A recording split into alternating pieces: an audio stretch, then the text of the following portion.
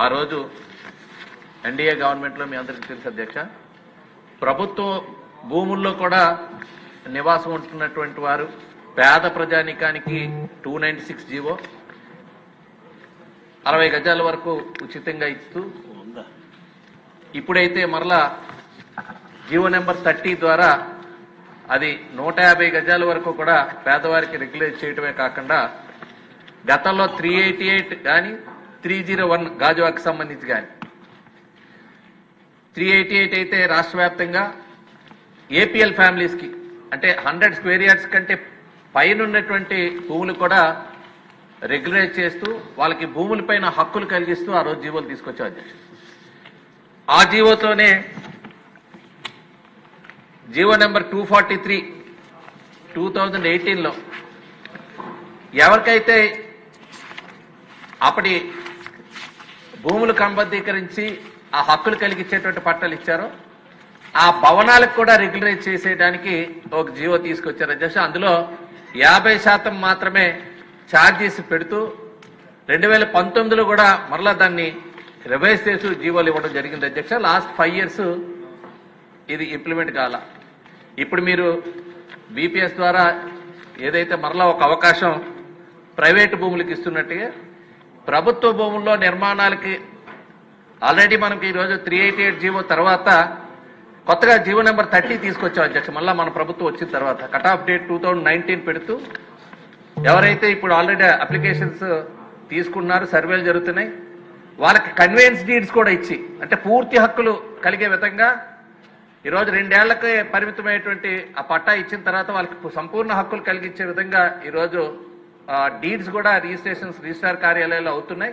కాబట్టి వీళ్ళకి పూర్తిగా ఈ జీవో ఇంప్లిమెంట్ చేయడానికి ఉపయోగపడుతుంది. కాబట్టి మీరు బీపీఎస్ లో వచ్చినప్పుడు ప్రభుత్వ భూములు కూడా దానిలో వారందరికీ కూడా రెగ్యులరైజ్ అయితే ఒకవైపు ప్రభుత్వానికి కూడా ఆదాయం వస్తుంది, అవి పూర్తి స్థాయిలో వాళ్ళ అనాథరైజ్డ్ కన్స్ట్రక్షన్ రెగ్యులరైజ్ అయ్యేటువంటి అవకాశం ఉంటుంది. కాబట్టి మీ ద్వారా వారిని కోరుతున్నారు అధ్యక్ష. ఇంకోటి అధ్యక్ష, ఇప్పుడే ఒక బిల్లు ప్రవేశపెట్టారు ఏదైతే 18 మీటర్స్ నుంచి 24 మీటర్స్ వరకు చాలా ఉపయోగకరంగా ఉంటుంది. ముఖ్యంగా నగరాల్లో ఇది చాలా వెసులుబాటు. ఇది డెఫినెట్ గా కరప్షన్ తగ్గిస్తుంది. రెండోది మనకి ఏదైతే ఈ రోజు ఈ భవనాలకి గతంలో మాదిరిగా వాటర్ ట్యాంక్ కి సంబంధించి కానీ అదేవిధంగా లిఫ్ట్ కి సంబంధించినటువంటి ఫ్లోర్స్ ని కూడా మనం ఆ ఎత్తుని పరిగణలో తీసుకుంటూ గతంలో నిర్ణయించారు. ఇప్పుడు సూర్య గారిని కూడా ప్రమోట్ చేస్తున్నట్టుగా ఆ సూర్య గారికి వేసేటువంటి ఆ ఫ్లోర్ కూడా ఈ ఎత్తుకు సంబంధించినటువంటి దీనిలో మీరు పరిగణలో తీసుకొని 18 to 24 మీటర్స్ తీసుకున్న దాంట్లో ఆ పైన ఉన్నటువంటి ఏదైతే లిఫ్ట్ ఫ్లోర్ కానీ వాటర్ ట్యాంక్ కానీ సూర్య గారికి కానీ దానికి ఎగ్జామ్షన్ ఇవ్వాల్సిందిగా మంత్రి గారిని కోరుతున్నాను.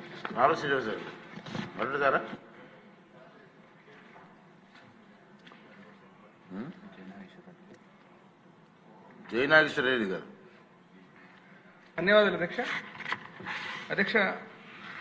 ఏదైతే మనకు బిల్డింగ్ పీనలైజేషన్ స్కీమ్ అమెండ్ చేయడం జరుగుతుందో మున్సిపాలిటీస్ కు ప్లాన్డ్ గ్రోత్ కి చాలా మంచి అవకాశం ఉండేటువంటి పరిస్థితి అధ్యక్ష.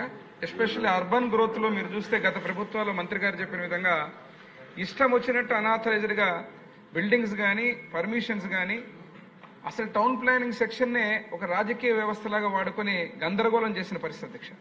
ఈరోజు ముఖ్యంగా ఏదైతే ఈ యొక్క బిల్లు ద్వారా ఉన్నటువంటి రెవెన్యూ లాస్ కి ఏదైతే గవర్నమెంట్ కు వచ్చే విధంగా గత ప్రభుత్వాలు చేసిన దాన్ని అమెండ్ చేస్తూ ఈ యొక్క బిల్డింగ్ పీనలైజేషన్ స్కీమ్ ఏదైతే ఉందో మళ్లీ మున్సిపాలిటీస్ కి ఆదాయ వనరులు వచ్చే విధంగా తద్వారా ఈరోజు అర్బన్ ఇన్ఫ్రాస్ట్రక్చర్ ని పెంపొంచే విధంగా ఉండడం కూడా స్వాగతిస్తున్నాం అధ్యక్ష.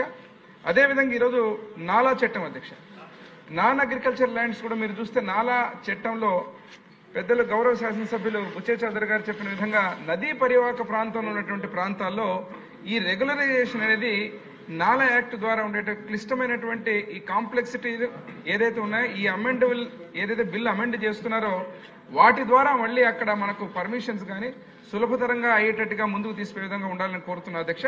ఇక్కడికి వచ్చినప్పుడు మీరు చూస్తే ఇంకొక విషయం కూడా స్వాగతించదగిన విషయం, ఎక్స్టర్నల్ డెవలప్మెంట్ ఛార్జెస్ ఈడీసీస్ ద్వారా ఈ నాలా కన్వర్షన్ ఛార్జెస్ ని ఈడీసీస్ ద్వారా పెట్టి